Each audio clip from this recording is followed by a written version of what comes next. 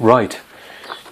During the NLP practitioner course, I bought Richard Bandler's book, Make Your Life Great. There we go.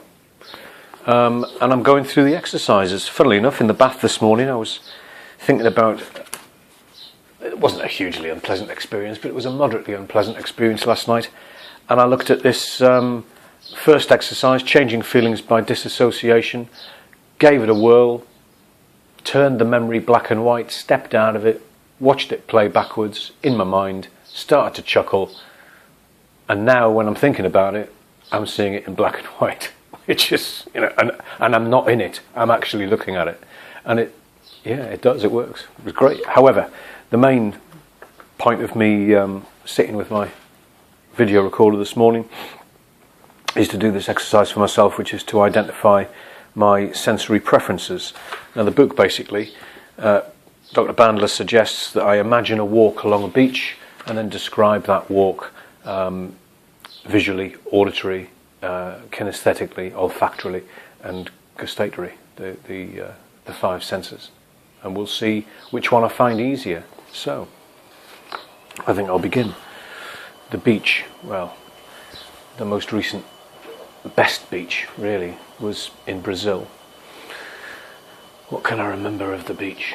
I remember the walk to the beach, the beautiful paving stones, a bit uneven, some black and white patterns, the bleached stonework, bleached because of the sun, and as you got to the corner, there was a like a telephone sort of kiosk box thing that had been graffitied, a fantastic face that had been painted on there. Graffiti in Brazil is just something else. They're little works of art, absolutely fabulous. There was a big, busy main road that you had to get over to get onto the beach. Fairly safe to cross. Again, with the sun, and this is quite early in the morning.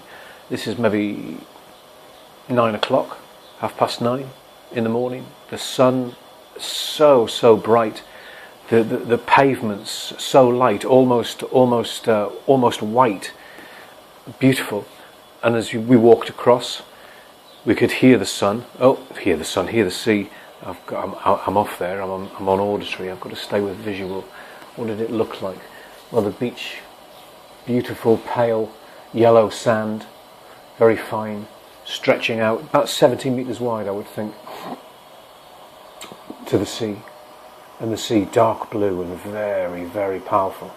And that's what, when you walked across the sand, or what I noticed was that in the shallows, it was beautiful clear water. You could see the fine yellow sand through the water very easily, little fish swimming around.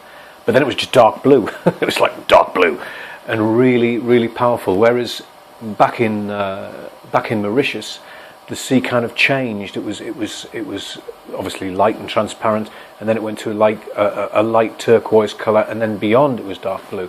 But in Brazil, it was quite a clear, transparent, dark blue, and very, very powerful. The waves, colossal height, colossal, beautiful, smashing down onto the water and onto the sand, white foam flying everywhere, and kids flying everywhere, getting swept up the beach, and the beautiful, clear blue sky. And then turning back around, if you were standing on the beach, actually standing on the beach, if you look to your right, it just went on for miles and miles. You could see the beach curve around, and the roadway that followed the beach, people would, because they're very into sports in Brazil, very into keeping fit, there would be countless runners running along the sidewalk. And also countless runners, funnily enough, running along the sand, keeping fit. We saw one day a chap with some sort of, I think there was some sort of skis on his feet, being pulled by a rope by a runner. And it was obviously to get this runner's fitness so extreme. Probably doing one of these Ironman contests, I would think. But then looking back up towards the road, again the buildings, some of them beautifully freshly white, some of them bleached stone from the sun, some of them with a little bit of paint on, light blues, greys, but then the kiosks along along the side. Some of them bright green, bright yellow, bright white, with the typical, yellow, white and red ice cream signs, typical stuff. And then looking to the left, it was just straight. The beach was, it just went on and on and on, but you couldn't see it curve anywhere. It just carried on. Very long beach. Beautiful, beautiful. And the kite surfers flying up in the sky. Amazing. I'd never seen that before. I'd seen them being pulled along on the waves, but I'd never actually seen one being lifted up 40, 50, 60 feet in the air, sailing out into the sea and then dropping slowly back down and then getting caught again and woof, surfing off being pulled by the wind. Fantastic. I think they're going to hold an Olympic event at that beach, Baja, I think. I think it's the kite surfing that they're going to do there. Probably a pretty good location. And the sand, beautiful, fine, golden sand, stretching for miles, as I've said. And I remember one night we had a thunderstorm, thunder and lightning, and the lightning must have been striking the water, because the next morning lots of dead fish got washed up, and it's free food for the wildlife, and the birds came down, and I'll never forget this. I thought it was extraordinary to see great big black vulture standing in the sand, eating the fish, and then along comes a medium-sized seagull and pecks at the same fish and fish nearby, and then down comes a little feral pigeon, a little grey pigeon. And so you had three completely different sizes of bird, big black vulture, fairly big white and grey seagulls, and then these little scruffy pigeons eating away on the fish. Remarkable sight. And when you walked close, the seagulls could just take off at the blinking of an eye, as could the pigeons. But the vultures had to build up some steam to take off. Fantastic. A fantastic sight. Have I forgotten anything? No. Okay. Visually, very colourful. Very colourful.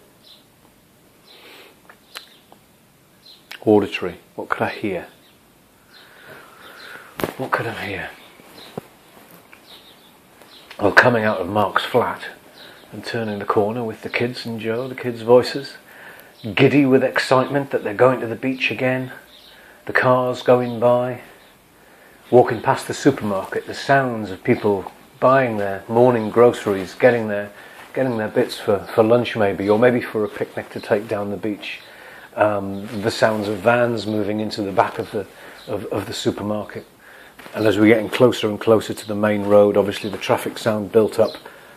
But weirdly, when you came over the road onto the beach, the sound of the cars immediately you kind of factored it out, because there you were on this absolutely splendid beach.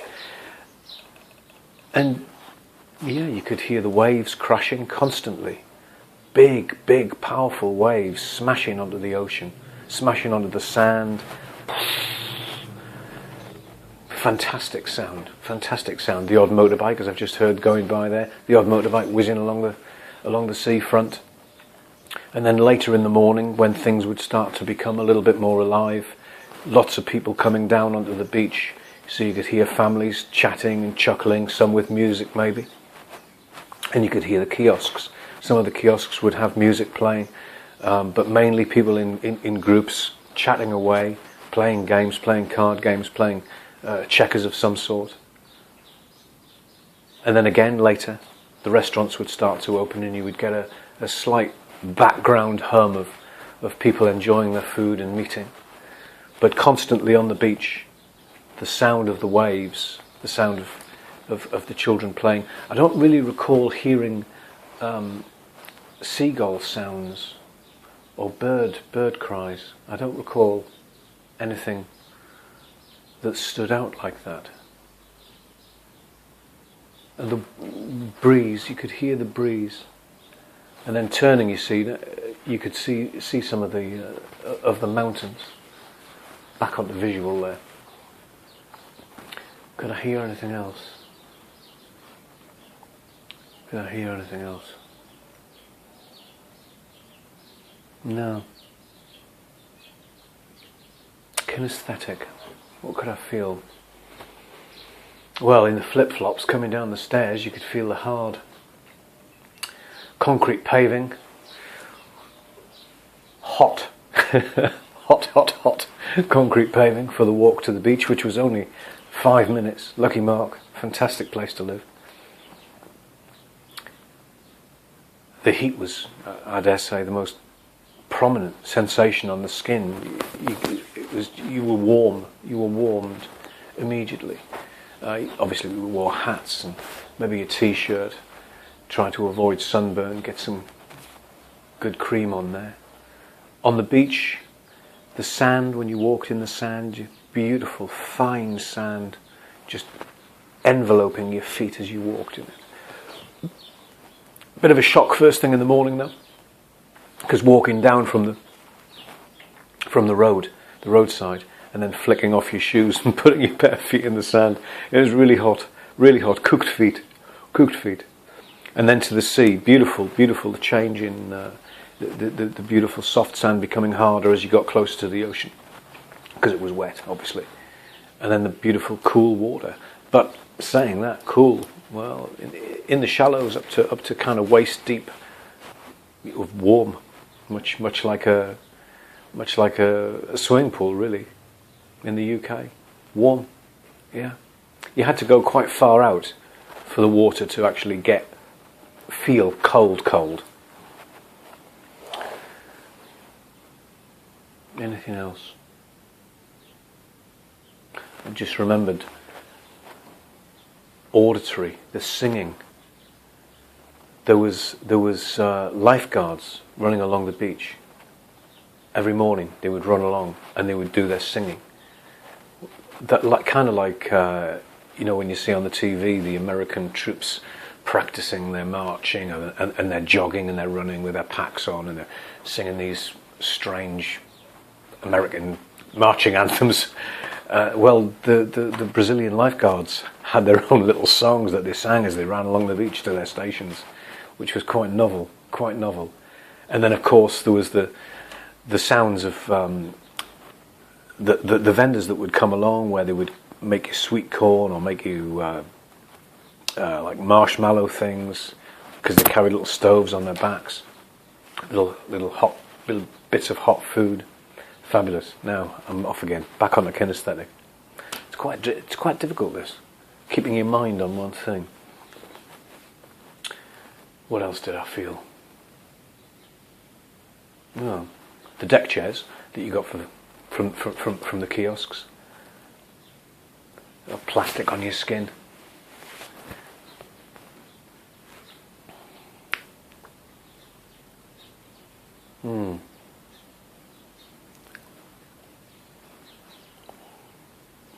And the smells, olfactory. What do I remember about the smells?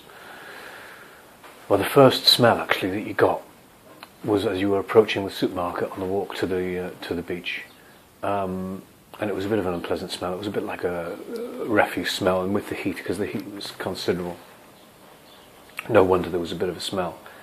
But again, as you walk past, different smells, different bits of food would come. You could smell things cooking for people's breakfasts in their flats, because the flats were quite tall buildings. And then on the beach, there would be the smell of the cars going by. But as you got onto the sand, beautiful, clean, fresh air, and the smell kind of had a warmth to it.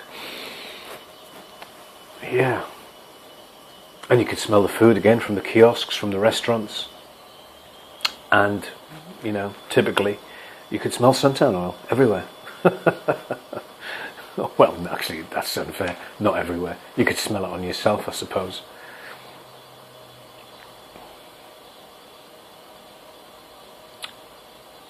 But I think that's about it. Tastes. What tastes do I remember? The Tudo burger. The burger with everything. Bacon, chicken, meat, mayonnaise, lettuce. That was a nice taste, with Coca-Cola, of course. Don't really recall tasting salt on the air. I remember the salty seawater from diving in and swimming and getting a gobful every now and again, especially when I got bowled over by one of the huge waves, going in to help Sam recover his footing. I think that's about it. Well, we'll now play this back and see what I think, and maybe you'll tell me what you think.